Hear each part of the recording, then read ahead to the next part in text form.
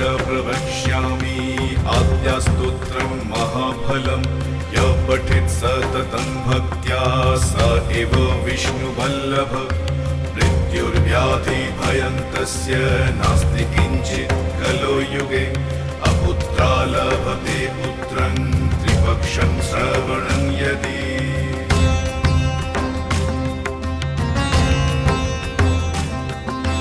थोमसो बन्धनान्मुक्ति विप्रवक्त्रात् श्रुतं यदि मृतवत्सा जीववत्सा षण्मशं श्रवणं यदि नौकायां सङ्कटे युद्धे पठन्नाजयमाप्नुयात् लिखित्वा स्थापयत् गेहे नाग्निचौरभयं क्वचित्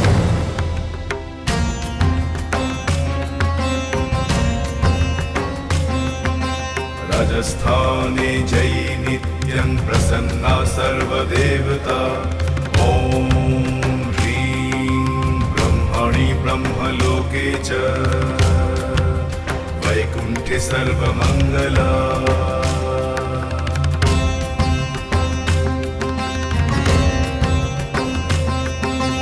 इंद्राणी अमरावत्या अंबिका वरुणालये श्यामालये कालरूपा भुविर्भुवने शुभा महानन्दाग्निकोणे च वायव्यङ्गवाहिनी नैऋत्यं रक्तदन्ता च ऐषणां शूलधारिणी इति ब्रह्मयामले ब्रह्मनारद संवादे आद्यास्तोत्रं समाप्तम्। ॐ नमः आद्याये ॐ नमः आद्याये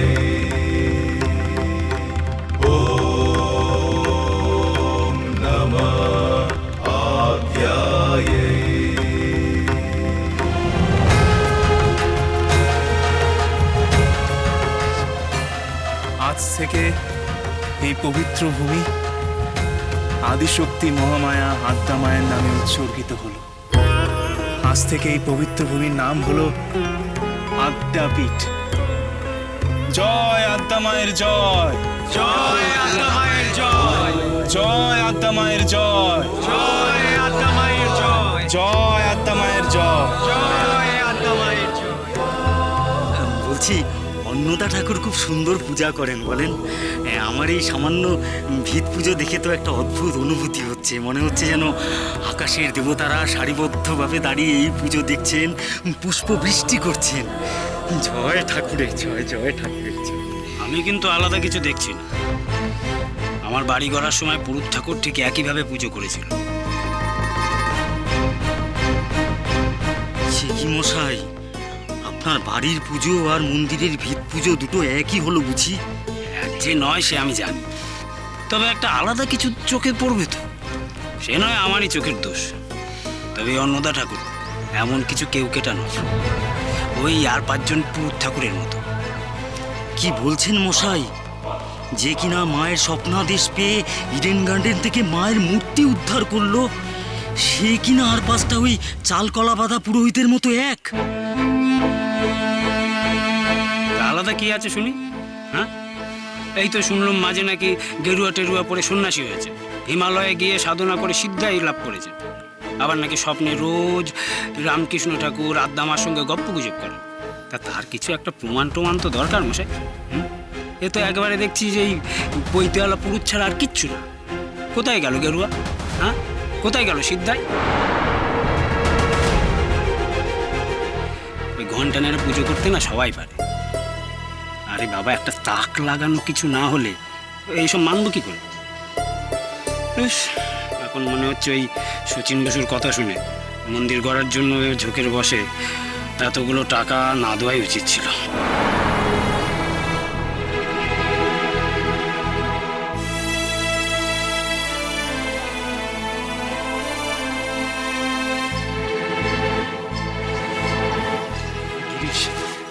আমি ওর টাকা আজকেই ফেরত দিয়ে সচিন, মাথা গরম করো না। উত্তেজিত হয়ে কিছু করলে হইচই হবে, তর্ক বাঁধবে, শুভ কাজটা পণ্ড হয়ে যাবে।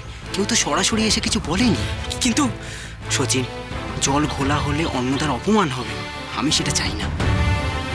তুমি এদিকটা গোছগাছ করে নাও, আর কাল থেকেই মিস্ত্রিদের কাজে লাগাও। আমি অন্নদাকে নিয়ে একবার টিটাগড়ে যাব। মন্দির তৈরির কাজ শুরু হলে অন্নদার অন্য কিছু খেয়াল থাকবে না, অথচ মাসিমা মেসোমশাইয়ের সঙ্গে ওর একবার দেখা হওয়াটা জরুরি।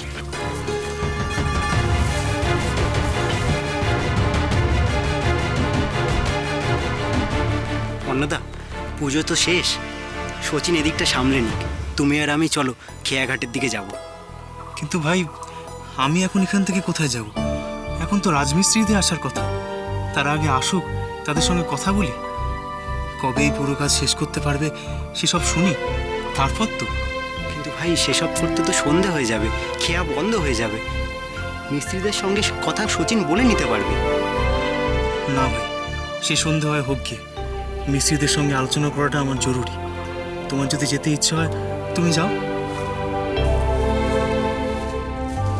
গিরিশ, অন্নদাকে সামলানো কি এতই সহজ? আরো কতদিন ঠাকুর, সব বাঁধন কাটতে আরো কতদিন লাগবে বলো তো? সব ছেড়ে ছুড়ে তোমার কথা মতো আমি শুধু আত্মাকে নিয়ে মেতে থাকতে পারবো? আর কবে থেকে আমাকে বলতে পারো? সময় যে পেরিয়ে যাচ্ছে ঠাকুর, একটা একটা করে দিন যাচ্ছে, আর আমার মনে হচ্ছে কিছুই হলো না।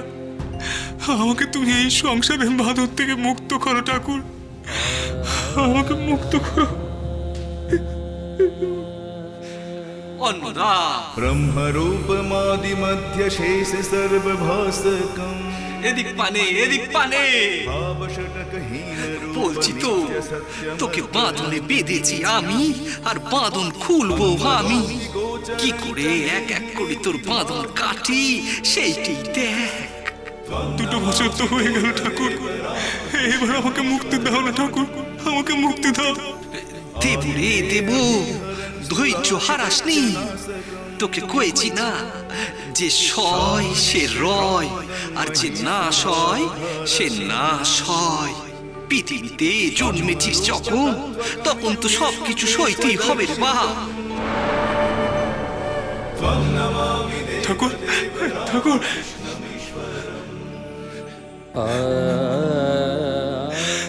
আমি পারছি না, আমি আর পারছি না। আমি এই বোঝা বইতে বইতে ক্লান্ত হয়ে গেছি। আমি আর পারছি না, আমি আর পারছি না। অন্নদা,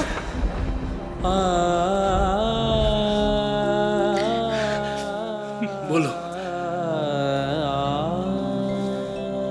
তোমার তোমার মুখটা এমন উদাস দেখাচ্ছে কেন? কি হয়েছে? কই, কিছু না তো।